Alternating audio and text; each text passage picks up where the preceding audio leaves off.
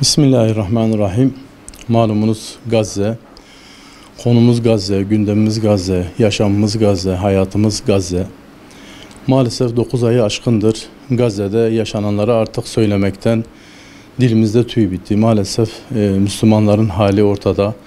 Yaşanan soykırım, vahşet, acıya rağmen Batman Umut Kervanı ve Umut Kervanı ailesi olarak her zaman sahada olduk.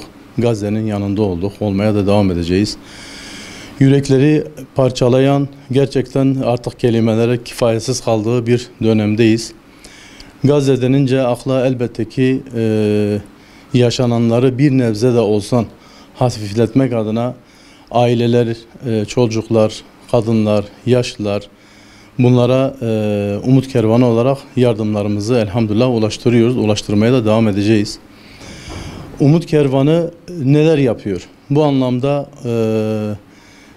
hem halkımızın teveccühüyle, onlara olan duyarlılığıyla nakdi yardım, ayni yardım, ziynet eşyası, hani bize ulaştırdıkları her şeyi Gazze'ye elhamdülillah ulaştırıyoruz.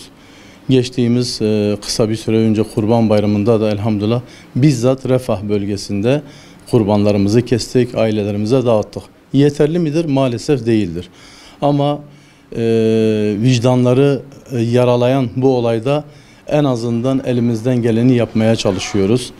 Günlük olarak orada Umut Kervanı ailesi olarak ekmek dağıtımımız oluyor. Kimi zaman su dağıtımımız oluyor. Kimi zaman sıcak yemek dağıtımımız oluyor.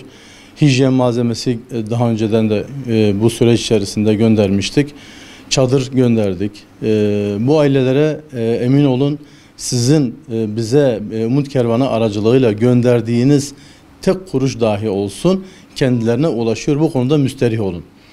Tabii Umut Kervanı bunu yaparken neden böyle bir şey? Bu bizim insanlık görevimiz. Zaten kuruluş amaçlarımızdan bir tanesi de budur.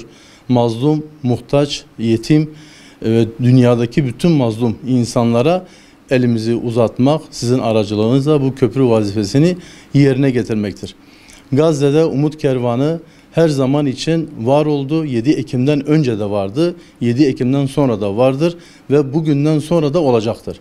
Bu konuda halkımıza şunu söylemek istiyorum. Bizim aracılığımızla ulaştıracağınız kurban olsun, yardım olsun, nakdi yardımlar olsun Gazze'ye ulaştıracağız. Allah hepinizden razı olsun. Ve Gazze'yi unutturmayalım, yanlarında olalım, eksiklerini giderelim.